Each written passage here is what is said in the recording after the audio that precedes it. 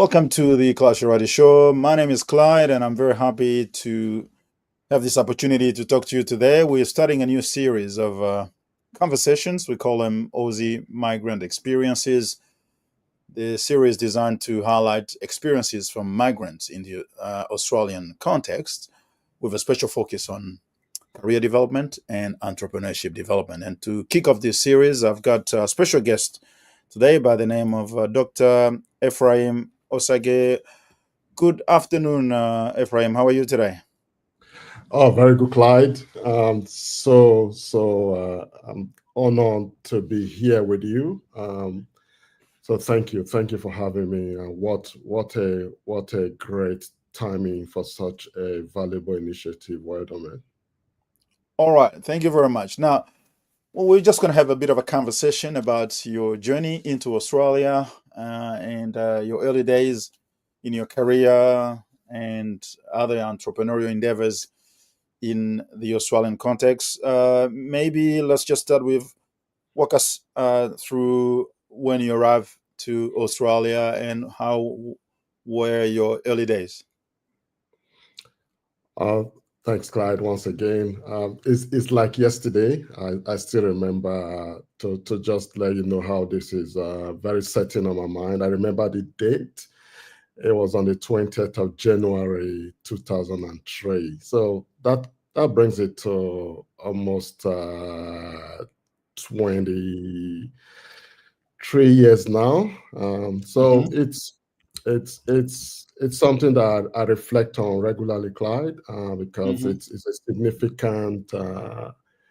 a significant phase in my life, having to decide to take all myself and my whole life from Nigeria back in Africa to Australia, to a place where I didn't really know much about Australia, other than the fact that there are opportunities for skilled migrants here. So I came in as a skilled migrant under the Australian Skilled Migration Program, which is evolved over time now. But yeah, so it was, just to summarize it, it was a significant move.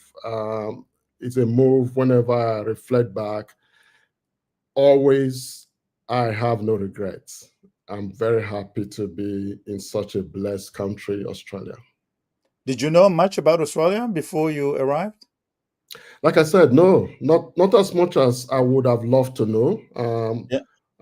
I wasn't a great geography student, I must confess. So it was when the thought came around. Somebody that has been here, a very good cousin of mine who still lives in Australia, in Sydney, shared the idea that how Ephraim, can you consider this? Then I was teaching in a university in Nigeria, also consulting then, and when she shared with me the opportunities and the potential of the move, yes, I took my chance with it. But back to your question, Clyde, I didn't know much as I would have loved to know, but once the opportunity came around, I started doing my research, and the more I do research, the more interesting it became for me to make the move. So here I am, and once again, no regret. No problem. Now, did you get a job before you arrived, or it took a while before you got a job here? Clyde, you've asked a question that I live in every day over the years, in terms of also sharing lessons with others, because really not much have changed in terms of the dynamics of migration. But back to your question, Clyde, I didn't have a job before coming, but I did something which I shared regularly. I did my research. I did my long distance networking. Yes, I didn't know about the country, but I knew enough to go to the internet and to do some research, connect with a few prospective clients slash employers. And I must say that is how I got my first job. It was very challenging coming in as a migrant. One of the four key areas I always share in terms of the challenges you will always face. It may be different for different migrants, which is one of them is the issue of language. It's not so much of English language, but how you speak it. Then qualification, the fact that you could be the most qualified before you leave your country, but once you migrate, it may become redundant, which is quite challenging for a lot of people. Thirdly, the whole work experience issues. And then finally, which relates to the question you asked, like lack of networks. Your network is your net worth. So I did that connection before coming here, and that came in handy in landing my first job.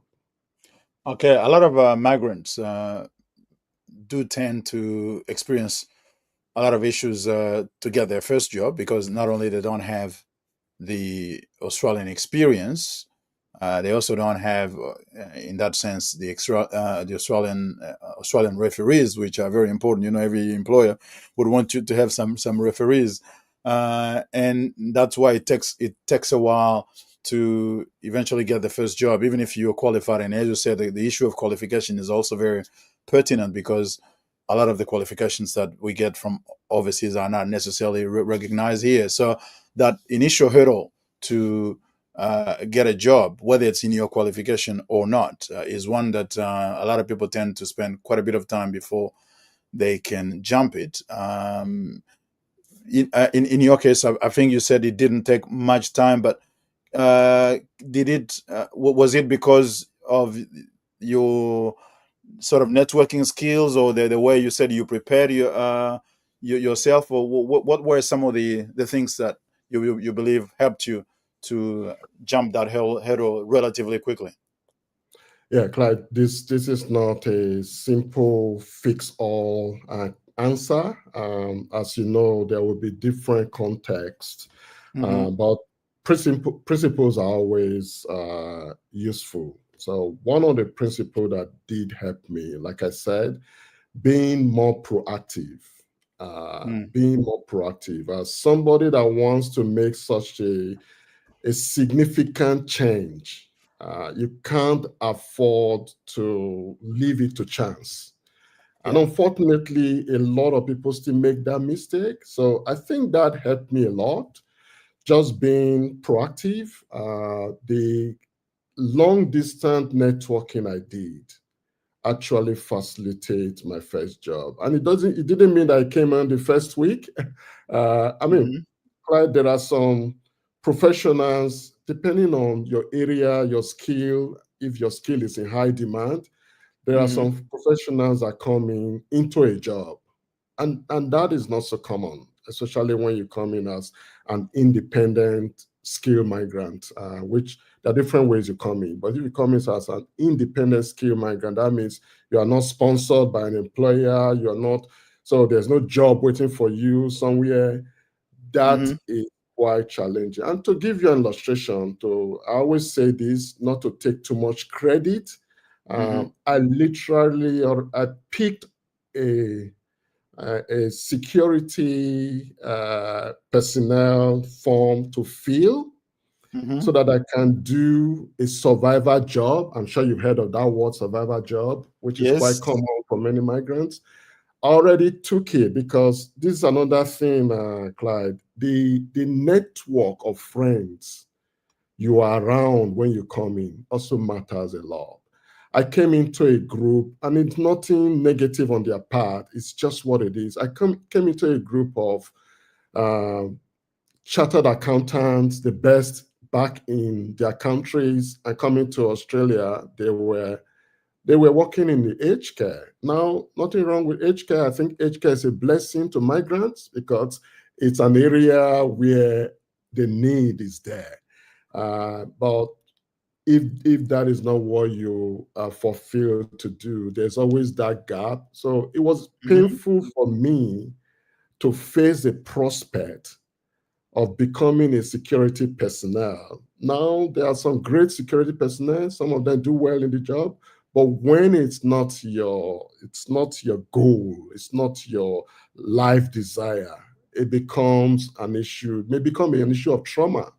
So, yes, without taking it far from your question, key principles: be proactive, make sure you're in the right group. Like the common saying, and this is not to cast any negativity on anyone. If you have 5 friends that are not proactive, you did not count well. You are Mm. 6. The same thing if you have 5 friends that are very proactive, before they come in, they know what they want, they go for it, they're out there. You didn't count well. You are 6 friends actually in that group. So, yes, not to take it away from your question, key principles, make sure you do them, be proactive, and you have a good chance. Sure, and I know many of us have had to take a survival job, as you call it, because obviously we need to have some income, whilst we then taking the time to find, a fit in the market. I mean, in the job market. I remember I actually did one of my first jobs in Australia I arrived in 1999. And one of my first job was a security guy as well. I didn't like it much because where they sent me it was so cold. It was winter, so cold in the mountains near Mount Morrissey in Melbourne, and I had to spend the whole night. They gave me a graveyard shift. You can feel for our brothers in Europe and Canada in the cold region. Yeah. It was so cold, so I didn't last long for that job. I quit after about a month anyway. But that is an experience that a lot of us have to go through just to sort of get some income, and then you're starting to have a bit of an understanding. And I realize one of the challenges is that not only obviously you need to understand how the job market works, but also there's I suppose what we can call a cultural capital that people don't have to be able to first I think you even mentioned the networking is not there. You don't have that social capital, and then you don't understand the job market well, and even when you actually get the job, you don't understand what are the realities within that whole workplace environment, how you can navigate and eventually be able to make your way to upper echelon of whatever job you have. Now, what do you think can prepare people for that sort of thing? Is it something that people just have to go through, and no matter how you can sort of educate them before they arrive, it's going to be a different story from when they get here? Yeah. So, what was the question again? What are the The things? question is, do you think you can prepare people before they arrived to understand all the intricacies of the job market, the necessity to have a network, or at least to work for it for as quickly as you arrive, and the necessity to understand the culture and mingle so that you get a bit more insight on what goes into not only obtaining a job but fitting in the social or workplace sort of environment. Absolutely, Clyde. And I think it's not so much of a something. How would I put it? It's not a nice to have, in my opinion. It's a must for someone that really wants to make it and settle down into their goals quicker than others. Mm-hmm. Because if you wait till you get here, it may be too late for some things. Again, it's never too late. You can do some things. You can catch up, but the earlier you start, the more you are proactive. So it's one thing I do regularly now, Clyde. As you know what my area of passion in this area. The earlier people are informed, the earlier they are mentored, the earlier they are guided. These are key words that can make a difference between how soon you get to where you want to be. Again, it all depends on where people want to be. If you Mm-hmm. don't have a goal at all, then what are we working at? Some people, again, Clyde, as you know, it depends on how you come in here. I've taken an assumption that we are talking about skilled migrants so far, That's right. because if you come in here, for example, under a refugee kind of status, now I know that there are still some people that come in as refugees that are highly qualified.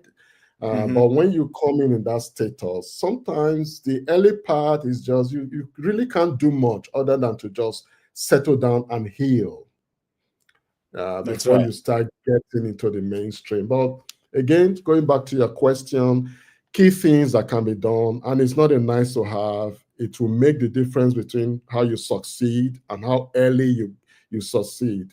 And that is being proactive, being open to learn. There's also that part of unlearning, because like you mentioned something earlier on, which is my big area, and that is culture. Culture. Australia is Australia. you know, it can't. Australia is not Nigeria where I'm from, and having grown up in that country, in that culture, in our way of doing things, in our work ethics, in our norms, in our values, and I come into Australia wanting to succeed overnight, I have to shift. I have to adopt some things. I have to adapt to some areas. And those are big key words for me. So, yes, Clyde, it's not a nice to have. If you want to succeed, be proactive, network, talk to the right people, be open to mentorship, and then just do the work. There's also a part of work. All right. Then, obviously, as you start working, you get to meet Australian people. You get to mingle with them. What were on a people level, social level? What were your first impressions of Australians? Oh, now this is getting into some very sometimes very intentional area on definition. Because when you say Australians, Clyde, who are Yeah, Australians? well, everyone in Australia. So you, as a new person, you come Yes. into Australia, you get a job, so you get to spend a lot of time with everybody else around you.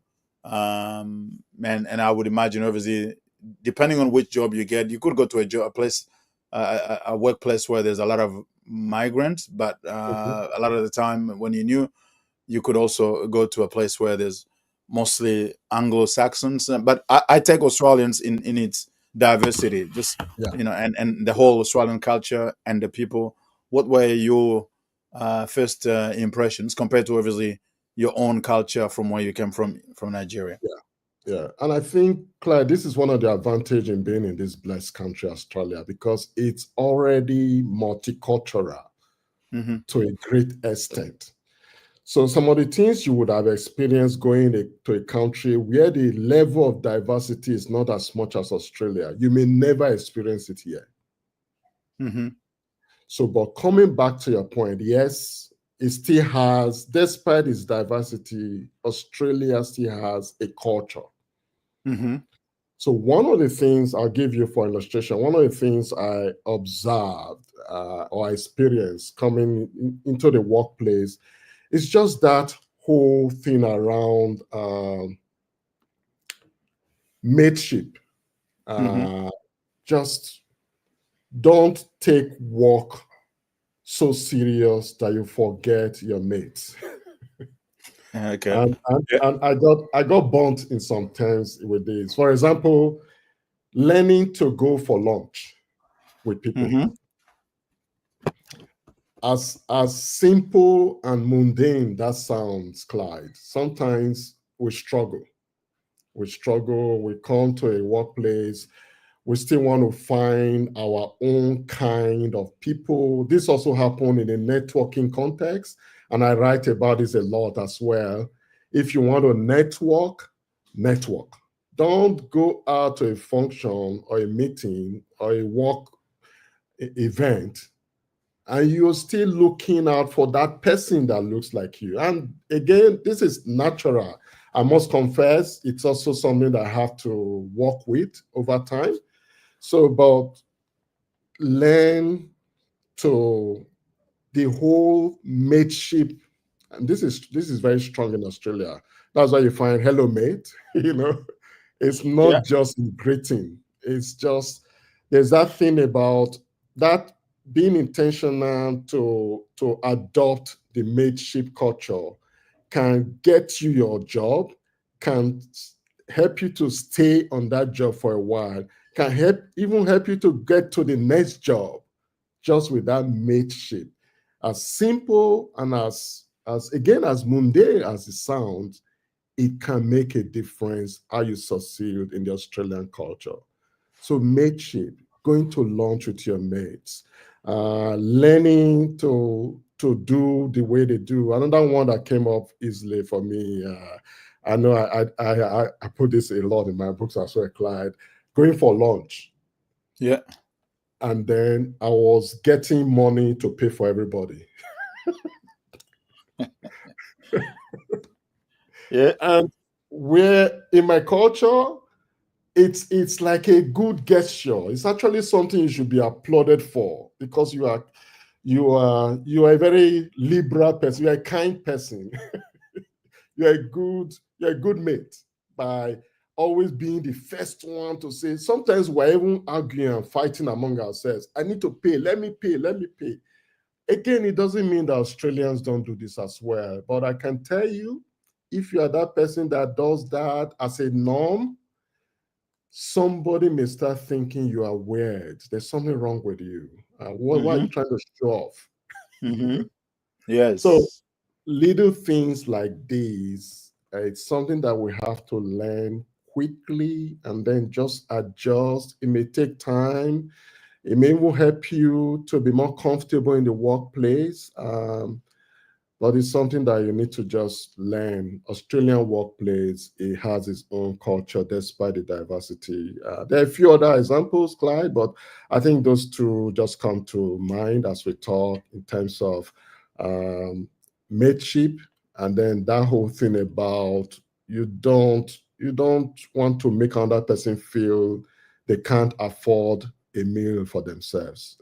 I really struggled with that for a while, but it's something that is a culture. There's no right and wrong. Okay, we'll take a little break and we'll be right back.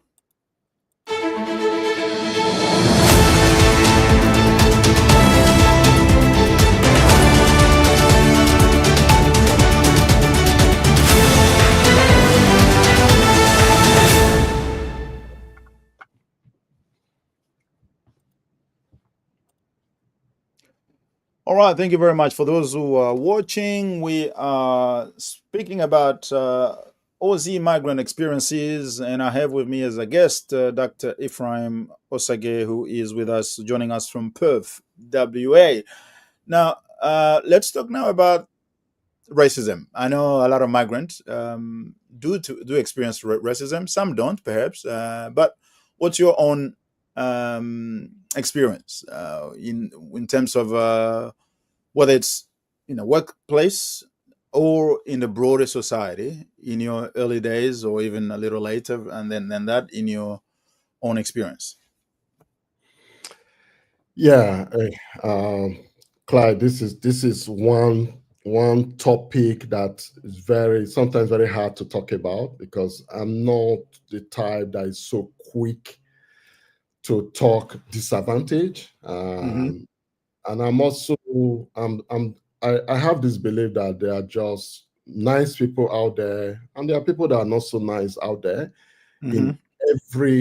in every society, in every culture, in every country, in every local government, even sometimes in every home, which is quite scary. But yes, there are people that have.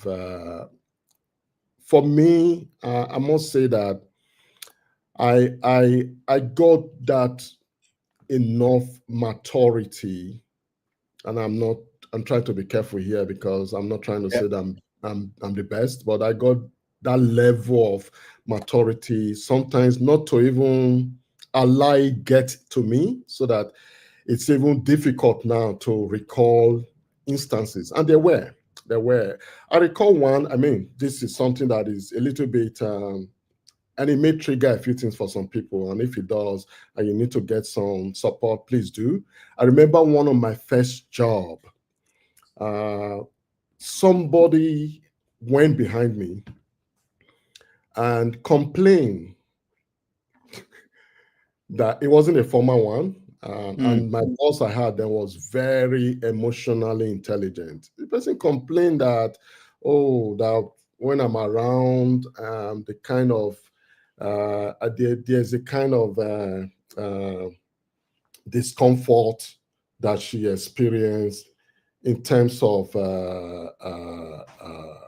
food, because in offices people bring food, you know, and Yep, that's an Australian culture. You bring food, and he that's right. said, and the person was complaining about smell of the food, Yes. Yes, I've heard that as well. and it really got to me. Not so much of because it's a complaint against my food, but I started thinking how many more would have been having this kind of discomfort to the extent that they would have changed the kind of food they eat because you want to fit in. And that's Mm. why I say some people have this trigger something place. If you need, I'm very big also on wellness and well-being and wholeness. If you think you need to unpack a few experiences with people, please don't bottle it up. Talk to someone, because a few people have been hurt. So food, and you start also feeling for that other party, the level of ignorance, the fact that you can have thousands and thousands of different kind of food that will smell differently. you know so Mm. why would you make that an issue now? That's right. Would I wholly blame the person? Maybe no. Like I said, it's just what they know. For somebody that have not traveled out, all they know is Australia. All they know is their kind of food, and maybe they've already assumed that those are the standard food.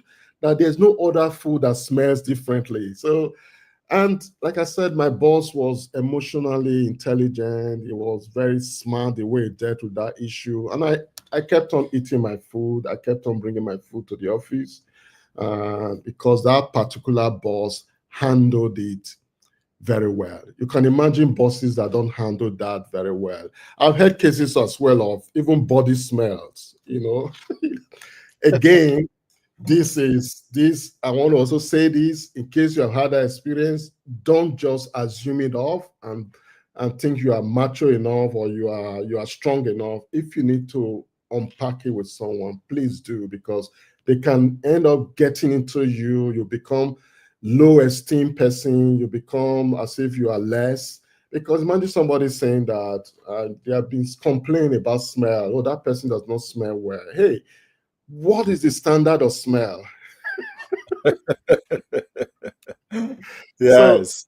I coming back to your question, Clyde. Yeah. It is there. Racism is there because this is about race. There are different races and they eat different kind of foods. They smell differently. It doesn't mean, Mhm. of course, if you don't have to be that person's partner that you will live together. That's fine. That may help Yeah, you choose your partner well, but that's right. don't cast a kind of negativity on people's well-being because that goes to the core of what people are. So yes, is there is a big issue. I'm happy that Australia is serious with this. There are different efforts to cut down on racism. There's a register for racism now. I must give shout out to my friend and professional colleague. They've come out with a register in case you have this kind of issue. Go document it so that other council have it to learn. But let's not be too quick to blame everything on racism, but Yeah. it is there. Okay. Now, you get your job, perhaps even you change the job a couple of times before you settle to one that took you a few years, or perhaps it's still the same. I don't know how long you've had it. Uh, in terms of, let's talk about career development now. I see a lot of migrants, and especially in some of the most vulnerable communities, although that term is not always the best. But you see a lot of migrants that they get a job and they just sit on that job for 5, 10 years and even more until eventually either they are kicked out or they retire. They don't seem to proactively look at climbing the social ladder. What do you think that is? Where is that coming from, and what would be your advice in helping people to accelerate that career development journey? Hi, Clyde. This one is a topic that is like books and stories, and but I'll just try and bring you some key principles. Yeah. I'm sure I shared a post recently about the importance of how to create wealth for yourself. I mean, this is a common principle. Three equations. First, how valuable is what you do? What I mean, for some people, imagine somebody in health, like my GP. I really can't do without, to an extent, my GP, my health check, you know, Hmm. compared to some nice to have kind of role, which I can do without. So what kind of job, what kind of skill, what kind of service or job do you do? Uh, how easy it is, and how do you do it? How well do you do it? And that's where skill comes in. So the first one Hmm. is your kind of job. The next one is skill. And finally, the last one is how easy it is for you to be replaced. Whether Hmm. you are a migrant or not, when you do a job that is highly in demand, that's one, and you do it well to the extent that it's not, I know sometimes it's hard for some people to get past color, but there's a point you will do your job. It doesn't matter whether you are white, green, yellow, or blue. Hmm. And finally, that your job, how are you evolving so that it's hard to replace you? And sometimes some jobs are just, there's nothing you can do. Take for example now, Clyde, admin, secretary, front desk people, they've thinned out over time, thanks to AI and other technology. So if you are doing that kind of job, I'm sorry to say. So bringing it back to myself, my core area is project management. Mm. I knew I have to be internationally certified. So I obtained my two certifications from the Project Management Institute, which is headquartered in the USA, but widely accepted in Australia and globally. So that is my core. And within that whole project management space, I still narrow down to project planning, scheduling, how to control a project so that you get what you plan to get from the project. So early enough, I knew that's where I wanted to go. It's not something that came immediately, Clive. Hmm. It evolved. And this is why I must first of all validate people that stay in a job for a while. And Clyde, this is a common thing with migrants, because when it takes you time to land a job and you see that by leaving that job, it will take you another maybe 8, 10 years, for example, to get another one. Unfortunately, some people would just decide to stay despite they may not be enjoying the job, they may not be growing, but they will just stay because they found a place to stay, because they Hmm. know what it means to want to go to another job. So that's one factor. But secondly, there are other things that you can do to be ready. I'm a big believer in, apart from those three factors I mentioned earlier on, diversify if you can. I know specialization can also help, but for a migrant these days, and this is where the whole concept of entrepreneurship is no longer just about business, even Hmm. at work. how can you have multiple streams of income, multiple streams of skills, so that you are portable. You are portable. You can use it in another place. So that's what happened to me. I've been in project management for a while. That's my core. I've had to train as a researcher. I also lecture in uni. That's another area of stream. Mm-hmm. Uh, I also trained to be a counselor. That was driven by personal need initially. I Mm-hmm. knew I needed to know more in terms of what life throws at you. So I'm also a registered counselor, and I'm also a registered migration agent. So again, I know that not everybody could do this, but for a migrant, sometimes as a means to thrive, because we already have things. I sometimes don't want to talk Clyde in terms of disadvantage, because, like I said earlier on, if you do what you do well, you will succeed, Yeah. despite the odds.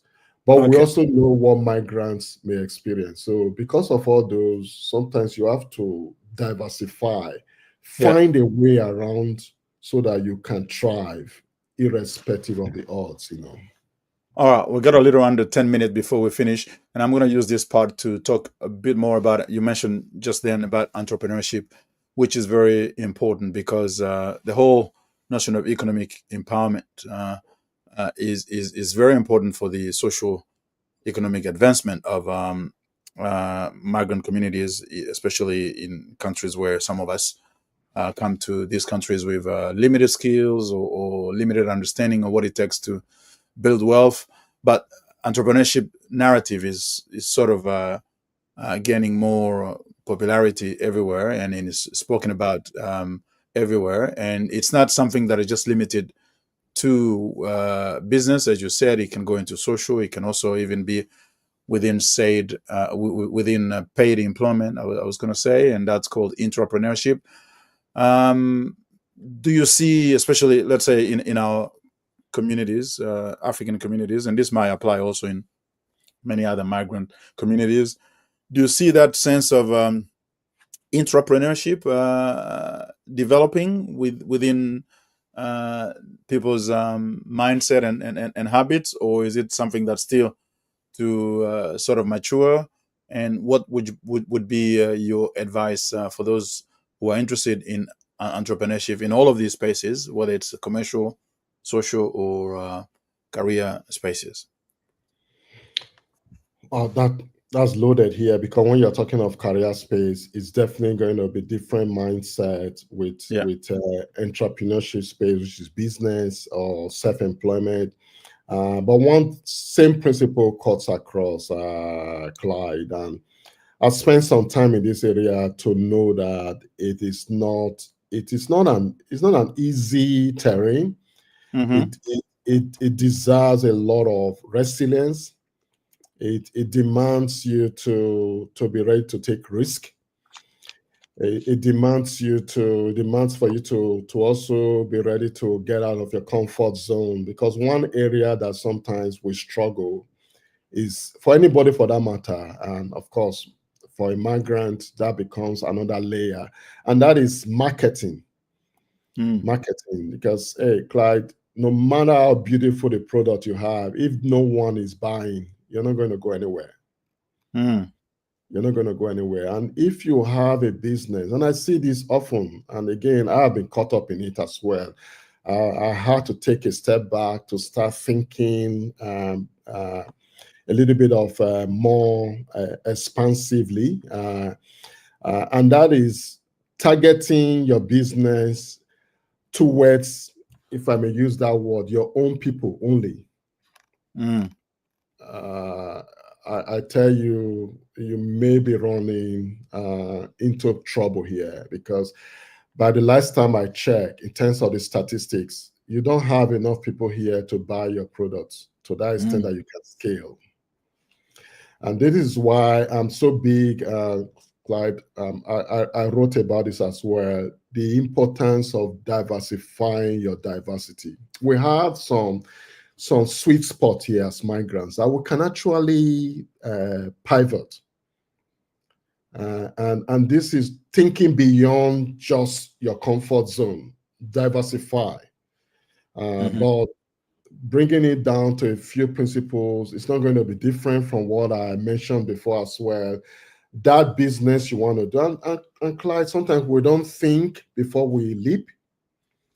We just do things everybody out there is doing, Yeah. which so how the products you are trying to offer, or the service, how how how how needed is it?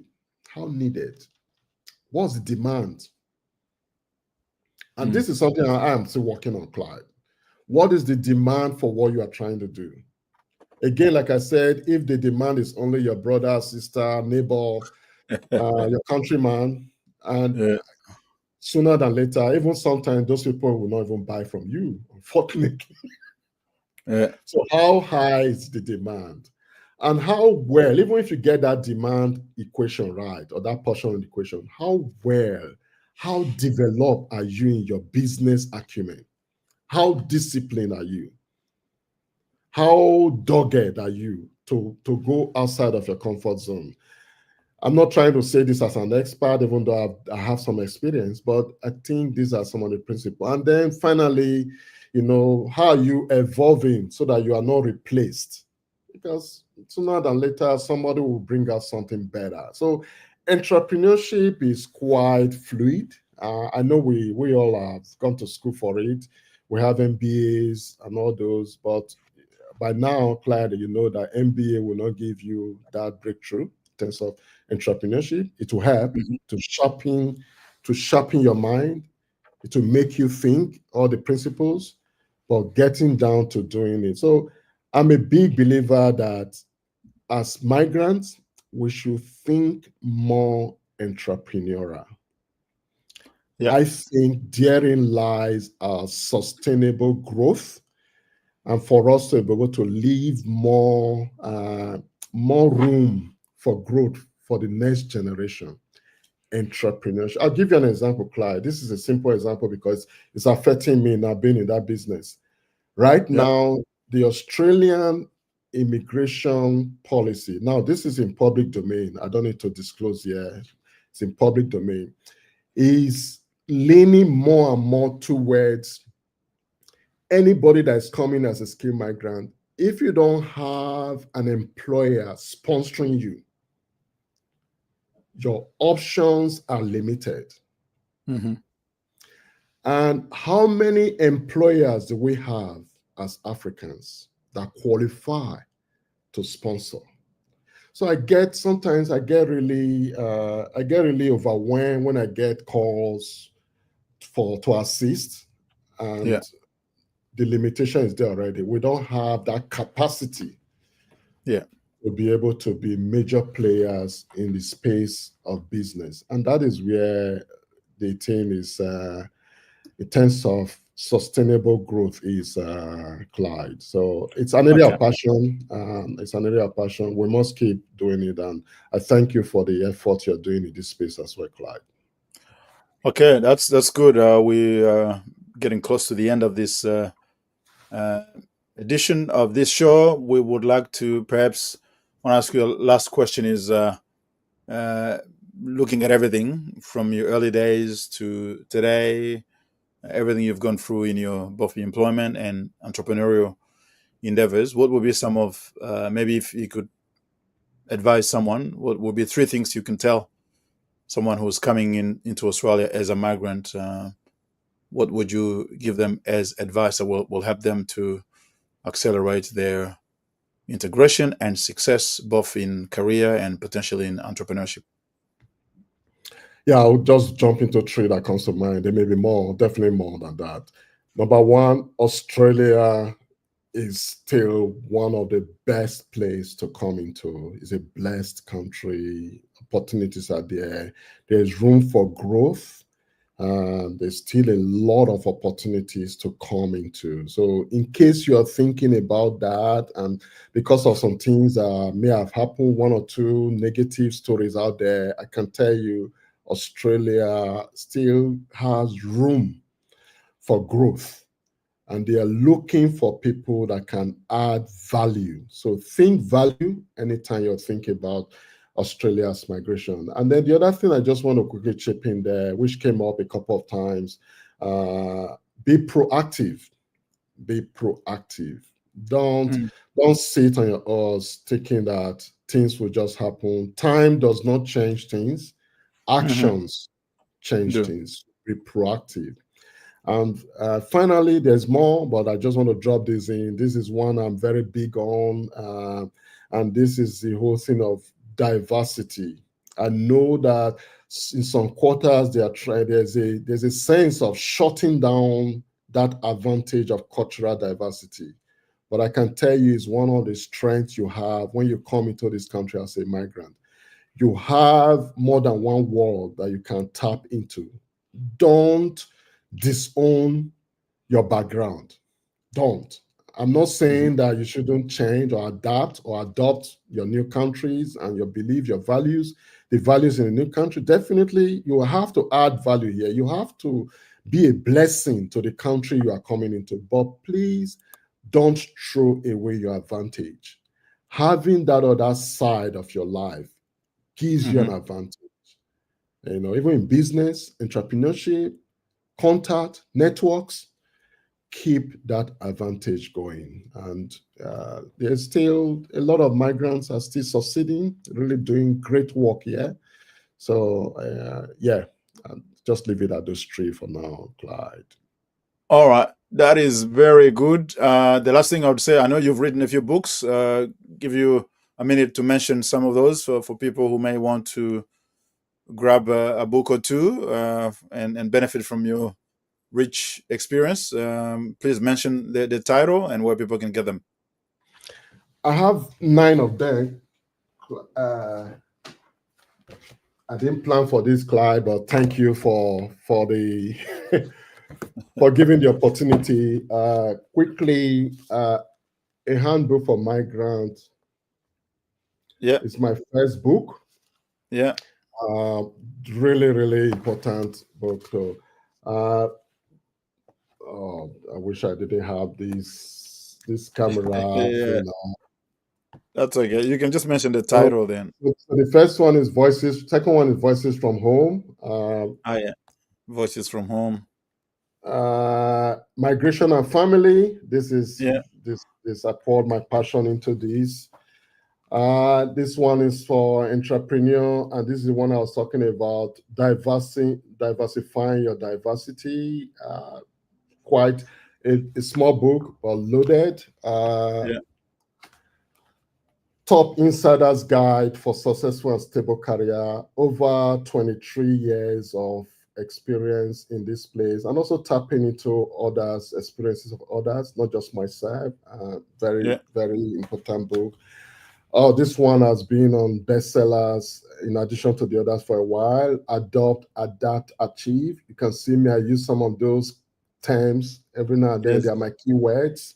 Yes. Uh, Lime, Lime, I work with youth, handbook for migrant youth, Yeah. uh, leadership, emotional experience. So these youth came together, 14 from 14 different countries, cultural background, came together to author this book. I authored it with them. It's very, very, this is one of my prize book because it was done with youth. And based on the experience of working with youth, I also came up with these, which is based on that experience. I put up a model that can help with youth, leadership, emotion, and experience for youth. And finally, this one, just like Clyde asked earlier on, I think people need mentorship. They need a kind of program that you can sit down. And so this is a workbook where we can just walk through, like if it's a 1 day, 3 day workshops over the online, face to face, just working on some key things that can help you integrate and successfully migrate to a country like Australia, and other countries as well. So those are some of the books. They are all on Amazon, and I also have hard copies. But yeah, it's books. Their books are very proud about. Recently, I'm thinking of going back for newer editions because Clyde, as you know, these things are changing. We've learned a Yeah. lot since my first book in 2018. I've learned a lot now that I would love to go back and have new editions. And let me use this opportunity again. Just shout out, Clyde just came out with a new book. I've seen that clip. That's the one. Absolutely want to have leadership. But I'll let Clyde talk about that. But I can't say enough.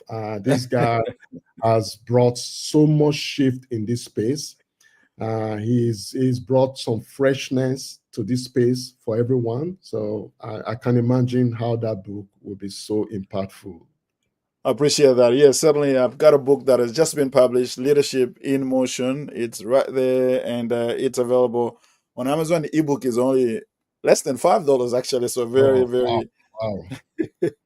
very affordable, and it's got some very good nuggets there in there. So, yeah. But you are a very prolific writer, Dr. Ephraim. 7 books or 9? You said 9, yeah. That's Nine, quite a bit. nine. Yeah, That's the quite a tenth, bit. It's the not tenth is easy. on the way, but it's taking a bit of time. I'm sure, I'm sure, and you don't actually retire in writing. I'm sure there will be a few more coming. Hey, Clyde, and that's why I would just want to validate you. We must keep writing. Of That's course, right. over time we improve with value, we make it relevant, but hey, we can't afford not to keep writing because even if no one may hear you in a lifetime, they can hear Yeah. you after. All right. That brings us to the end of this first edition of the Aussie Migrant Experiences. It's a series of interviews that I will have with a variety of Aussie migrants to just capture the essence of their experience, and because that can help to inspire other people. We all are very active in many spaces, whether it's in obviously families and work and business and social settings, and there's a wealth of experiences that is, excuse me, that comes from all of that, and it is important to share that and be able to hopefully inspire others who can then use those insights to accelerate their own growth. It's all about growing and impacting the community as much as we can. So, Dr. Ephraim, I thank you very much for your time to our show today. We appreciate what you do in the community, and we hope, obviously, that there will be more opportunity for collaboration, and we'll be more than happy to have you again here on the show in the future if conditions allow. Thank you so much, Clyde. Thank you. And thank you. I know you're coming to, just a quick shout out. Clyde is coming to PET with Yeah, that summit. massively impactful summit. Yeah, we'd like to keep making sure everyone gets to that because it brings a Absolutely. lot of impact. Thank you, Clyde. Yeah, that's on the 18th of October, Saturday, 18th of October. It's an all-day event. Will be taking place at the Curtin University in Bentley. So thank you Great. very much. So we hope to see you there if you are in Perth or WA. You don't have any excuse unless you're traveling. Come and attend. You won't regret it. Okay, thanks Yeah. very much. That's all for today, and we hope to see you next time for more. Thank you.